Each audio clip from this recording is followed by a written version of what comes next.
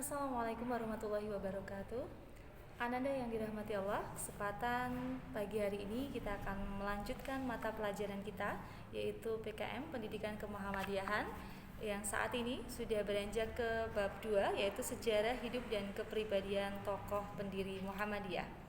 Bisa kamu siapkan dulu buku paketnya halaman 17, tapi sebelumnya kita akan berdoa terlebih dahulu bersama-sama.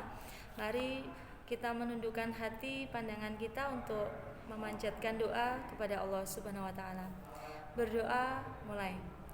A'udzubillahi minasyaitonirrajim. Bismillahirrahmanirrahim. Asyhadu an la ilaha illallah wa asyhadu anna Muhammadar Rasulullah. Raditu billahi rabba wa bil islami dina wa bi Muhammadin nabiyya wa rasula. Rabbi zidni ilman warzuqni fahman. Amin. Amin ya rabbal alamin. Baik anak-anakku, kesempatan hari ini kita masuk ke bab 2.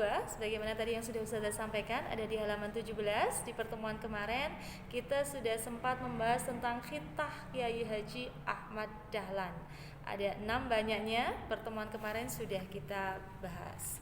Selanjutnya, kali ini kita akan beranjak ke materi, ada di halaman 20. Sedikit cerita tentang bagaimana seorang Kiai Haji Ahmad Dahlan memberikan inspirasi bagi kita. Saat itu pada pengajian rutin usai sholat subuh, Kiai Haji Ahmad Dahlan biasanya mengajarkan materi-materi di situ. Nah, di mana saat itu beliau mengajarkan Quran surat Al-Maun secara berulang-ulang, terus-menerus Al-Maun terus kayak gitu. Dan akhirnya muridnya yang bernama Kiai Haji Suja, atau saat itu masih bernama Suja gitu ya, dia kemudian bertanya kepada Kiai Haji Ahmad Dahlan, memberanikan diri untuk bertanya, duhai Kiai, mengapa bahan pengajian kita tidak bertambah-tambah? Quran surat Al-Maun terus, itu terus gitu. Nah, kemudian bagaimana kata Kiai Haji Ahmad Dahlan? Beliau menyampaikan kepada muridnya, apakah kalian sudah benar-benar mengerti Quran surat Al-Maun? Nah, selanjutnya muridnya menyampaikan, sudah Kiai, kami sudah tahu, kami sudah paham betul Quran surat Al-Maun. Bahkan tidak hanya tahu, kami sudah hafal Kiai. Nah, selanjutnya Kiai Haji Ahmad Dahlan bertanya, apakah kemudian kalian sudah mengamalkan? Nah, bukankah Quran surat Al-Maun itu sudah sering sekali kamu baca, bahkan kamu hafalkan, tapi sudahkah diamalkan? Lah, Kiai, sudah saya amalkan. Setiap hari saya baca, setiap sholat kita baca Quran surat Al-Maun gitu ya. Tapi apa kata Kiai? Yang dimaksud mengamalkan itu tidak hanya sekedar mengerti, tidak hanya sekedar membaca, akan tetapi mengamalkan artinya adalah kita lihat betul apa makna Quran surat Al-Maun tersebut. Nah, apakah sudah paham dan dipraktekkan dalam pekerjaan kita? Nah, karena itu Kiai Haji Ahmad Dahlan meminta muridnya untuk mencari orang-orang miskin di sekitar tempat tinggalnya.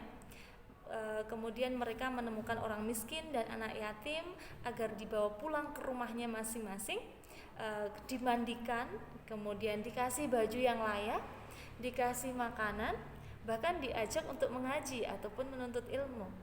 Nah, itu salah satu tafsiran dari Kiai Haji Ahmad Dahlan, bahwa mengamalkan Quran surat Al-Maun artinya tidak hanya sekedar tahu, tidak hanya sekedar hafal, tidak hanya sekedar sering membacanya, tapi justru mengamalkan di sini adalah mempraktekkan dalam kehidupan kita sehari-hari. Nah, anak-anakku, ini pun jadi inspirasi bagi kita, sehingga harapannya kita tidak hanya sekedar tahu, sekedar hafal, tapi juga mampu mengamalkan Quran surat Al-Maun, yang ini menjadi ruh kita untuk saling berta'awun bagi sesama. Oke, baik anak-anakku, inspirasi seperti itu kita dapatkan dari beliau, tokoh Kiai Haji Ahmad Dahlan, tokoh sang pendiri Muhammadiyah. Oke, selanjutnya pada bahasan selanjutnya kita akan mengetahui seperti apa sih tokoh pendiri Muhammadiyah atau beliau Kiai Haji Ahmad Dahlan. Ya, mungkin kamu sudah pahami bahwa beliau Kiai Haji Ahmad Dahlan itu mempunyai nama kecil Muhammad Darwis, kemudian ayahnya namanya Kiai Haji Abu Bakar, ibunya Ibu Siti Aminah begitu ya. Kemudian beliau juga mempunyai istri yang namanya Nyai Walidah dan beberapa putranya. Oke, untuk itu Ustazah akan menyampaikan di sini kesempatan kali ini bagaimana beliau seorang Kiai Haji Ahmad Dahlan, ada di halaman 21 ya, nanti bisa kamu simak.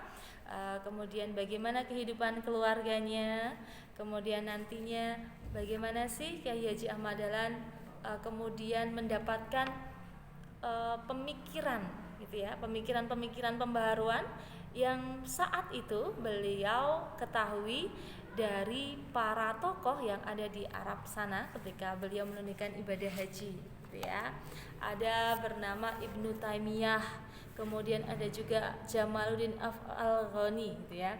Jamaluddin Al-Afghani, kemudian ada juga Muhammad Abduh, ada juga Rashid Ridho yang nantinya memberikan insight-insight baru bagi Kiai Haji Ahmad Dahlan bahwa seperti apa sih Islam yang seharusnya, seperti apa sih Islam yang tentu Islam ini bukan hanya sebuah agama yang hanya berlaku di zaman itu, akan tetapi berlaku sampai dengan hari kiamat kelak. Nah, untuk itu Kiai Haji Ahmad Dahlan belajar dari para tokoh pembaru tadi sehingga pemikirannya jauh lebih berkembang, jauh lebih maju daripada sebelumnya. Oke. Dan selanjutnya Kiai Haji Ahmad Dahlan pun akan mempraktekkan bagaimana sih Islam yang berada di Indonesia ini, apakah sudah sesuai dengan Islam yang seharusnya, syariat yang terdapat di dalam Al-Quran maupun Al-Hadis yang sudah Nabi ajarkan gitu ya, sudah sesuai belum pada sumbernya, karena sumbernya memang hanya dua ya, satu Al-Quran, yang kedua adalah hadis Nabi atau sunnah Nabi, sama ya. Oke. Nah, dari dua ini seperti apa praktek Islam yang ada di Indonesia? Ketika Kiai Haji Ahmad Dahlan sudah belajar di Arab sana, beliau tahu seperti apa dan bagaimananya, termasuk juga belajar dari para tokoh-tokoh pembaharu yang memiliki pemikiran yang maju ke depan gitu ya. Tapi berdasarkan Al-Quran dan hadis, kemudian dibawa kepada pemikiran-pemikiran yang lebih terbarukan lagi gitu. Nah, nantinya tetap sesuai dengan sumbernya, yaitu Al-Quran dan Al-Hadis. Kiai Haji Ahmad Dahlan akan beranjak ke Indonesia dan melihat seperti apa pengamalan Islam yang berada di Indonesia. Apakah sudah sesuai atau belum? Dan pada akhirnya anak-anakku semuanya sudah menyimak kemarin beberapa video yang Ustazah share di kelas kita, kelas PKM. Maka ternyata bahwa rakyat Indonesia saat itu, utamanya di Yogyakarta, di Pulau Jawa dan sekitarnya, itu ternyata memang sangat banyak sekali praktek-praktek ajaran Islam yang tidak sesuai dengan yang seharusnya gitu ya. Maka Kiai Haji Ahmad Dahlan dengan berdasar pada dua tadi, Al-Quran dan hadis, beliau belajar juga pada tokoh-tokoh pembaharu, kemudian meniatkan, menguatkan niat untuk ini Islam yang ada di Indonesia ini karena belum sesuai, maka harus dilakukan sebuah gerakan yang namanya gerakan purifikasi atau pemurnian ajaran Islam dengan kembali kepada Al-Quran dan hadis. Nah, anak-anakku bisa menyimak juga di halaman tadi 21, 22 gitu ya. Kiai Haji Ahmad Dahlan gigih membina angkatan muda agar turut bersama-sama melaksanakan upaya dakwah tersebut. Jadi Kiai Haji Ahmad Dahlan tidak bekerja sendiri. Dia mengumpulkan para pemuda-pemuda untuk turut berperan gitu ya, turut andil dalam gerakan purifikasi ini. Nah, karena pemuda itu kan tenaganya ekstra gitu ya, pemikirannya juga ekstra, orang-orangnya aktif, kreatif. Nah, tentu saja nantinya cita-cita yang diharapkan dari seorang Kiai Haji Ahmad Dahlan itu akan mudah tersebarkan ke seluruh Indonesia dengan adanya peran-peran dari tokoh pemuda. Oke. Anandaku, selanjutnya strategi yang dipilih oleh Kiai Haji Ahmad Dahlan untuk mempercepat dan memperluas gagasan tentang gerakan dakwah Muhammadiyah ialah dengan mendidik para calon pamong praja atau calon pejabat yang belajar di Osvia Magelang dan calon guru yang belajar di Quick School Jetis Yogyakarta. Nah, Haji Ahmad Dahlan melihat, wah ini para pamong praja pasti dia punya pengaruh yang besar bagi masyarakat di sekitarnya. Begitu juga dengan para guru Muhammadiyah yang sedang belajar di Quick School Jetis Yogyakarta, nantinya dia akan mudah menyebarkan kepada murid-muridnya yang berada di lingkungan sekitarnya. Maka dengan kegiatan tersebut, dan tentu saat itu pun harus butuh izin dari pemerintah kolonial Belanda, tentunya untuk mengajar ilmu agama Islam di sekolah Belanda ya. Kemarin sudah sempat kita sampaikan, sekolah saat itu hanya ada dua, satu pondok pesantren atau pesantren tradisional, yang satunya lagi sekolah Belanda. Sementara sekolah Belanda hanya mengajarkan pengetahuan umum saja tanpa adanya agama. Kalau di pondok ini agama saja, nggak ada pengetahuan umum. Tapi saat itu awalnya kemudian Ahmad Dahlan meminta izin kepada pemerintah Belanda untuk bisa mengajar di sekolah Belanda dengan memasukkan ilmu agama Islam. Nah, anadaku, demikian dengan mendidik para calon pamong praja tadi diharapkan akan bisa cepat memperluas gagasannya, gitu ya. Nah, selanjutnya anadaku semuanya, kesempatan kali ini Ustazah akan menyampaikan tugas untuk kamu, gitu ya. Berdasarkan tadi ada di halaman 21, 21 sampai dengan 24, kamu silakan membuat sebuah mind mapping ya. Mind mapping untuk meringkas ini ya. Meringkas, ambil poin-poinnya saja. Sudah pernah belajar mind mapping ya? Ya. Ambil poin-poinnya saja, misalkan tengah itu tokoh pendiri Muhammadiyah, kemudian apa saja sih yang dia lakukan, gitu ya. Cabang-cabangnya, dibikin cabang-cabangnya atau ringkasan dalam bentuk gambar, mind mapping, gitu ya.